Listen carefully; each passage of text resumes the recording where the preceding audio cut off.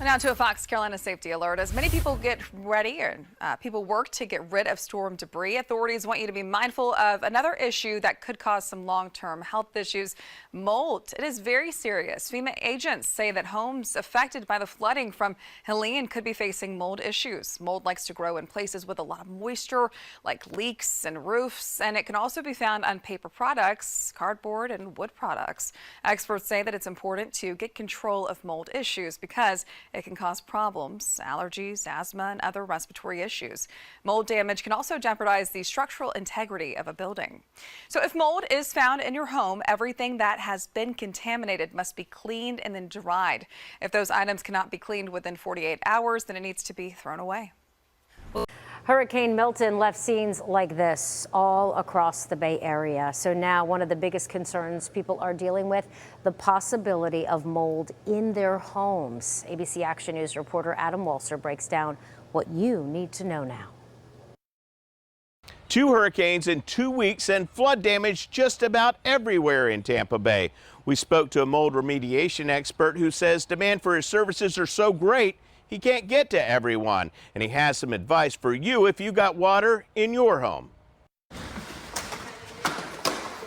This is a common sight around here. Restoration workers ripping out drywall contaminated by floodwater. Piles of once precious belongings flung to the curb along street after street in neighborhood after neighborhood. It's been nonstop. You know, I got people in a chronological order waiting for their turn in line. Ari Figueroa, who owns Flood Pro of Florida, got flood damage in his own home from Hurricane Milton. In his garage, this is considered an acceptable dry standard. As you go down, you can see it's detecting the moisture within the plywood. Ari says the sooner you address water intrusion, the better. You want to do a disinfecting treatment. You want to be able to get dehumidification going as well. He says there are things you can do even without power. We can go ahead, open the windows, let that cool air come in and do a surface drying temporarily. When power is restored, Ari suggests using wet vacs, fans, and dehumidifiers to dry surfaces. And he says you shouldn't hang on to anything soaked by floodwater. What's embedded within the material is the problem. You can clean and decontaminate the surface, but it's what's embedded within the porous material that's of concern. Water was up about right here, about 2 feet. A.J. Gross and his family had flooding from Hurricane Helene in their home off West Shore Boulevard. A big nice rug in here, which we lost, but all the hardwood floor came up. Crews removed 4 feet of drywall and hauled away furniture, toys, and other family belongings.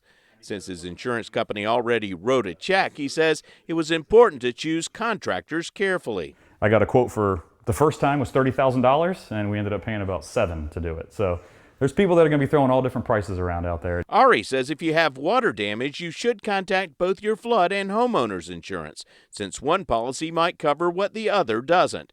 And you should keep receipts for out-of-pocket expenses like cleanup supplies, hotel rooms, and food. Essentially, just try to build a file related to the storm. Same thing with picture and video documentation is very important for the claims process. Reporting from Tampa, Adam Walser, ABC Action News. If you had storm surge issues during Hurricane Ian, or maybe your roof gave out and water got in from the rain from the storm, there's a good chance you've had to deal with mold over the past year in your recovery. It's a huge problem and a huge hazard to your health. And right now, NBC2's Ashley Graham has a story about one person's struggles over the past year dealing with the mold in their house. It wasn't the historic storm surge that took away most of Marcy Smith's dream home. You're sitting right where my refrigerator used to be. And this was our kitchen right here, and it's gone. Everything's gone. It was a tornado that formed during Hurricane Ian that tore through most of her home. It was very scary, and after that, just water came gushing in from every light fixture, fans, all the vents. It was just gushing in. Water was just coming through the windows, and it was really scary. Taking away their lanai and roof, bringing in feet of water, and leaving something else behind. I don't necessarily see it, but I try not to really look in there anyhow. It is mold, hiding in what's left of their walls and causing Marcy and her husband to get sicker by the day. Scratchy throats, coughing, sneezing, and it's constant. It's constant. And for the last 6 months, I've had, my voice gets very hoarse towards the middle of the day, and then the rest of the evening, it gets very hoarse. And so it's really affected our health, and not just our physical health, but our emotional health. They haven't been able to get major repairs done. Like many in Southwest Florida, they're going back and forth with their insurance company. Smith says she believes the mold is still growing. I'm sure it's all back there, though. I'm sure it is. You think it's still back there? Oh, yeah. Oh, yeah. All these other walls have to still be demoed. And there was water underneath our tile that still has to be pulled up. She says it's not just mold either. Fiberglass and other materials in the air are making a bad situation worse. Dr. Ian Gonsenhauser with Lee Health says this can be quick and persistent. Yeah, the effect for individuals usually is respiratory in nature, so it affects your breathing. It can cause new or worsened asthma. It can cause exacerbations of something called COPD, which is a common respiratory illness affecting many adults. Over time, this won't just be an issue in Southwest Florida. An August report from Climate Central shows more communities are becoming vulnerable to mold caused by floods, intense storms, and rising sea levels.